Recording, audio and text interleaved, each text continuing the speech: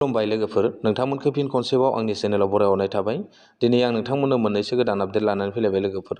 अन्नानै नोंथांमोना भिडिअखौ जोबजासिम नायलां आरो आंनि चेनेलाव सोरबाफोर गोदानै फैदोंब्ला दासिमबो जुदि आंनि चेनेलखौ साबस्क्राइब खालामाखैब्ला अन्नानै चेनेलखौ साबस्क्राइब खालामनानै हो, लोगोसे लाइक आरो शेयारबो खालामनानै होदो लोगोफोर। आं बेखिनिखौ नोंथांमोनखौ खावलायहरखानाय थाबावबाय। दिनैनि गिबि आपडेटआवनो दं लोगोफोर, जाय महिला आइजोफ्रा अरुणदयनि 3.0 राङारि अनसुंथाइ मोनबाय थायो दे लोगोफोर, सिगांनिफ्रायनो मोनबाय थायो। बिथांमोनहाबो बे अरुणदयनि 3.0 राङारि अनसुंथाइ मोनबाय थानायाबो नैबे 2026नि फेब्रुवारिनि 20 तारिखआव खेबसेयैनो 8,000 रां मोननो थांगासिनो दं दे लोगोफोर। जाय बिथांमोना सिगाङाव मोनबाय थाखायोमोन दे लोगोफोर, बेवहाय बिथांमोना 8,000 रां माने मोननो थांगासिनो दं आरो लोगोफोर। बे 8,000 राङाव 3,000 नोंथांमोननि बैसागुनि मुङै आरो 5,000 नोंथांमोननि अरुणदयनि नामै नोंथांमोना 8,000 खेबसेयैनो फेब्रुवारिनि 20 तारिखआव मोननो थांगासिनो दं लोगोफोर। दा नोंथांमोनाबो जुदि मोनबाय थाखायो होननानैबो थाबथानाङा, नोंथांमोननि जि एकाउन्टखौ चेक खालामनानै लानो होदों दे आसामनि चिफ मिनिस्टार बिथाङा। माने बिथांमोना फैसाखौ सोना हरबाबो नोंथांमोननि एकाउन्टआव किसुमानाव हाबफैयाखै लोगोफोर। नोंथांमोनाबो बे एकाउन्टखौ चेक खालामनानै ला आरो बेजों लोगोसे नोंथांनि जि डिपिटिआ लिंक दंना गैया आरो लोगोसे नोंथांनि EKYCआ कमप्लिट जागोन ना जायाखै, KYCआ बेखौ नोंथांमोना चेक खालामनानै लाबानो जाबाय आरो लोगोफोर दै। नङाब्ला नोंथांमोननिया जि फैसा सोनाय, जेब्ला 8,000 फैसाखौ सोगोन 20 तारिखआव नोंथांमोना बेवहाय फैसाखौ मोननो हानाय नङा। बेखायनो नोंथांमोना बेखौ नोंथांनि जि KYC बे KYCखौ नोंथांमोना होनानै लाथारदो बेंकआव थांनानै, अब्लासो नोंथांनि जि 8,000 फैसा बेयो हाबगोन।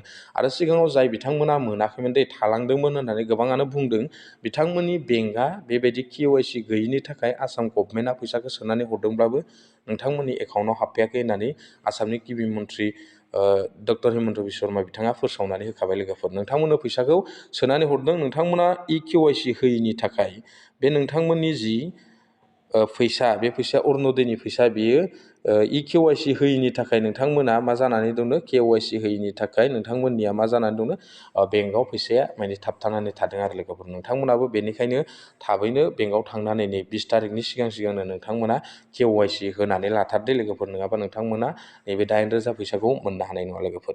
आरो बेजों लोगोसे जाय बिथांमोना अनलाइन खालामनो थालांदों बा लोगोसे एप्लाइ खालामनो थालांदों, बिथांमोना थाबैनो 20 तारिखनि सिगांनो जुदि नोंथांनियाव अरुणदयनियाव जुदि लिस्टआव नाम गैयाब्ला नोंथाङा थांनानै चेक खालामनानै ला लिस्टखौ सेभ खालामखांनायनि उनाव नोंथाङा गोदानै एप्लाइ खालामफिनदो लोगोफोर। गोदानै एप्लाइ खालामफिनोब्लानो नोंथाङा 20 तारिखनि सिगां नोंथांनियाबो एप्रुभ जागोन आरो लोगोफोर दै। आरो नोंथांनि बेंकखौ KYC होनानै लाथार आरो लोगोफोर। आं बेखिनिखौ दिनै नोंथांमोननो फोरमायखाबाय, जाय बिथांमोना अरुणदयनि राङारि अनसुंथाइ मोनबाय थायो आरो जाय बिथांमोना मोनाखै आरो सिगांनिफ्राय माने मोननै मोनथाम किस्तिसो थाबथानानै दं, बिथांमोना KYC होनानै लायोब्लानो बेंकआव नोंथांमोननि फैसाया नैबे 8,000 फैसाया खेबसेयैनो हाबगोन आरो लोगोफोर। आं बेखिनिखौ दिनै नोंथांमोननो फोरमायहरखाबाय दे लोगोफोर। दानिया नैथि आपडेटनि सायाव सावरायनोसैलाय लोगोफोर। नैथि आपडेटआनो जादों E-Rickshaवनि सायाव लोगोफोर। गोबाङानो E-Rickshaवनि भिडिअ'आव गोबां कमेन्ट्स खालामबाय दं, E-Rickshaवनि आपडेट लाबो आदा, E-Rickshaवनि आपडेट लाबो सार, गोबाङानो बायदिसिना कमेन्ट्स खालामहरबाय दं लोगोफोर। नाथाय दा आंनियाव बेबायदि E-Rickshaवनि जेबो आपडेट फैथ'वाखै लोगोफोर, जेबो नटिस फैथ'वाखै।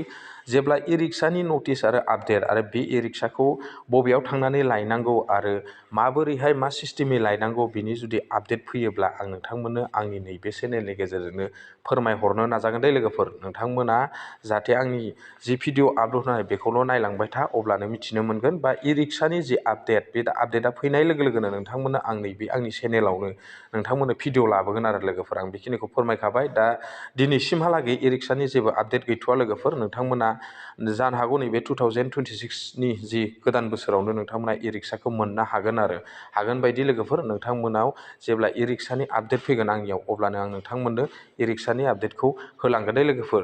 आरो बेनि गेजेरावनो आं नोंथांमोनखौ मोनसे खावलायखानि, अननानै नोंथांमोनाबो जुदि ओरैनो दङब्ला आरो बेजों लोगोसे नोंथांमोना न'आव ओरैनो इनकाम थिंकाम गैयाब्ला, बा नोंथांमोना दिन हाजिरा जुदि मावनो हायाखैब्ला, नोंथांमोना आं मैयानि जि आपल'ड होनाय भिडिअ, बेवहाय नोंथांमोननो इनकामनि मोनसे भिडिअ लाबोदों लोगोफोर। नोंथांमोना बेवहाय थांनानै जयेन जाहैनो हागोन आरो बेनि आर्निंखौ नोंथांमोना लानो हागोन। बेनि आर्निं प्रुफ नांगौब्ला आं नोंथांमोननो होनो हागोन। लोगोसे नोंथांमोना बेवहाय थांनानै जयेन जाहैनानै आरो बेखौ बोरै अपेन खालामनांगौ, बेखौ खालामनानै लाहैनानै नोंथांमोना बोरै आर्निं खालामनांगौ, रिफार खालामनानै बेबायदि आर्निं भिडिअखौ आं नोंथांमोननो होखाना दोनदों। नोंथांमोना बेवहाय थांनानै भिडिअखौ नायै आरो नोंथांमोनाबो आर्निं खालामनो नाजा। दैलिक नोंथांमोना मेक्सिमाम 500नि सायाव नोंथांमोना नोंथांमोना इनकाम खालामनो हागोन आरो लोगोफोर। जाहाथे नोंथांमोना ओरैनो दङब्ला बे जाबाय नोंथांमोननि पार्ट टाइम जब सिस्टेम दे लोगोफोर। नोंथांमोनाबो आंनि भिडिअखौबो शेयार खालाम आरो लोगोसे नोंथांमोनाबो लिंकआव थांनानै लोगोसे नोंथांमोनाबो बेवहाय रां आरजिनो नाजा लोगोफोर। आं बेखिनिखौ नोंथांमोननो फोरमायहरखाबाय जाहाथे नोंथांमोनाबो ओरैनो थास्लायस्लाय दिनाव 500 बा 1000सिमहालागै रां आरजिनानै नोंथांनि खामानियाव बाहायनो हायो।